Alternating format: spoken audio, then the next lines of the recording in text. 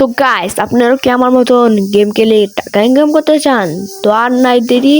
তো আপনারা যে কোনো ক্রোম ব্রাউজারে চলে যাবেন, গিয়ে লিখবেন গেম ক্লাব বিডি, লিখে ক্রোম ব্রাউজারে সার্চ করবেন। তারপর এরকম একটা অ্যাপ চলে আসবে, এটাকে আপনারা ডাউনলোড করে নেবেন। তো ডাউনলোড করার পর আপনারা এটাকে ইনস্টল করে আপনারা আপনাদের আইডিটা খুলে নেবেন।